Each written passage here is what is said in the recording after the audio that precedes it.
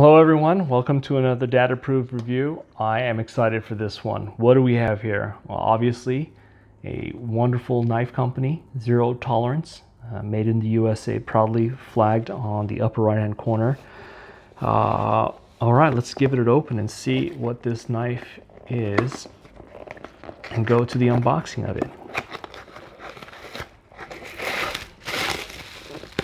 So you got the box, you've got the literature. I gotta say, I'm not very impressed with the box or presentation of the knife so far. Oh boy. Hinderer, a Rick Hinderer design flipper. Oh, it's got a very tough detent right there. This, ladies and gentlemen, is the Zero Tolerance Rick Hinderer 20 CV 562 Ti for the titanium. This is a Zero Tolerance titanium knife, and what a beauty it is. So this is a beefier, sturdier, very strong knife, and I wanted to see what the hype was with the Zero Tolerance line and the knives and the fit and finish. My initial fit and feel of this knife, wow. I mean, because it has the size advantage, right? It's a relatively big knife. The handle, it just feels really good in the hand. I mean, it's grooved out so that your fingers know exactly intuitively where to go. The pocket clip is not a distraction. It's so low and flat that in fact that it doesn't get in the way. It's not protruding too much. I gotta say, man, this knife feels really great in the hand. I don't think I've held a knife that fits so well in the hand like this. It's got the jimping up top for the thumb. My initial impressions of this knife.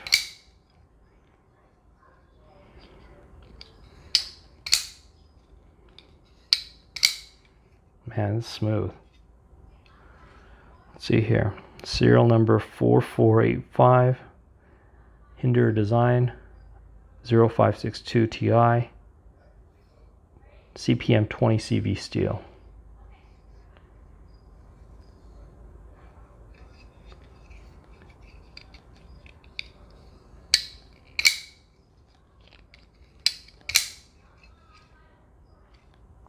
Wow, this thing is a thing of beauty.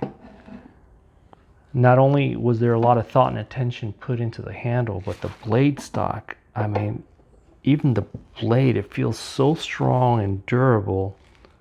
And you can see that the strength and the swedge is there, but look what they did. The satin finish here, and it's a stonewash finish here. The swedge, man, this thing, it looks like a highly engineered, a finely tuned product. Zero Tolerance's motto is with regards to being overbuilt, and it feels that way. I can't believe how great it feels in the hand right now. It opens and closes beautifully. So, you know, this super steel on top of the super design, this collaboration with Rick Hinderer, a famed knife designer, is a home run. And I think for bang for the buck wise, it's hard to beat. I'm not saying that the knife is cheap by any means, but Rick Hinderer's design knives, they are very expensive, and you're getting that design and thought in a product that is much less than a Rick Hinderer custom knife, right? So you're getting a production line manufacturer, Zero Tolerance, with a Rick Hinderer specialty designer design into it. So it's very good. Made in the USA, titanium handle. CPM 20 CV steel. I mean, this steel has excellent edge retention, right? And it's hard, great corrosion resistance, it's tough, and those are some of the selling points of this. It's got a titanium frame lock over here. The pocket clip is a deep pocket carry clip.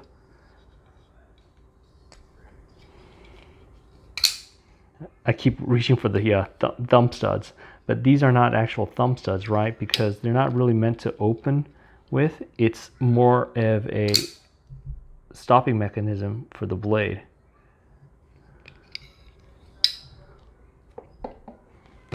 You know, for a folding knife to feel this solid and using the premium materials and the open and shut, I mean, what makes this knife unique is the KVT ball bearings, right? That's why it's so smooth right here. And it opens with the flipper. Okay, when I first pulled back on the flipper, it was a little tough. There was a lot of resistance. I guess that's good because you don't want it to accidentally go off in your pocket. But now that I'm already breaking it in a little bit or using it more, it's getting a little bit smoother with each depress. The pocket clip is reversible. And if we look at the spacers here, they're black to match right here. You know, I do have a couple of questions. One, the pocket clip lifts up a little bit. The only thing about that is I wonder when you carry it in your pocket if it's going to scratch up against, you know, we've all walked alongside the car, and if something's in our pocket, you don't want it to scrape up against the car. The other thing I'm noticing, there's almost like a hollow tinniness because of the material maybe, or the design. It makes a lot of noise. And in fact, every time I switch my hands around, moving around, there's like an echoey feeling or sound. Echoey feeling, echoey sound. I guess it echoes a lot. You can hear things more. It's amplified whenever you open and close it. It's a little bit louder or noisier knife than I'm used to. Checking the blade centering, no issues whatsoever. I gotta say, I'm very impressed with this knife so far. So let's go ahead and cover some of the dimensions on this. Let me find my ruler here. And I'm dropping everything. All right, there we go. So the blade length, it's about 3.5 inches in length, right? The closed length for the handle itself, let's see here, a little less than 5 inches, maybe 4.9, 4.8, 4.8, 4.9 inches in length. The overall length when it's open,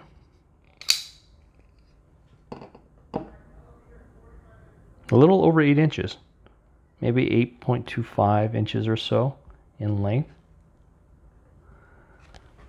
And just so that you can see the thickness of it. Now things are relative, right? So here's my Benchmade bug out. I'm going to put this right next to it, just so that you can get a size comparison. All right, you can see that it is much thicker, but arguably this is of course going to be the more heavy-duty, stronger, more durable knife as compared to the Benchmade bug out. I gotta say that my initial impressions of this knife are very favorable. I can tell that there was a lot of thought and design. I mean, it feels like it's almost designed for me specifically. Like it fits my hand so nice, like a glove. You know, it just fits very good in the hand. The premium materials are there, and because it's titanium, it's lighter weight than if they had used a different material. You've got the zero tolerance reputation, warranty, made in USA. You've got the customer support and branding, and you've got a specialty designer, but at a fraction of the price that you would pay for a Rick Hinderer knife. This is a home run in my book. I was really going back and forth between this and the carbon fiber. But if you look at the carbon fiber one, the show side has the carbon fiber, and then the other side is metal.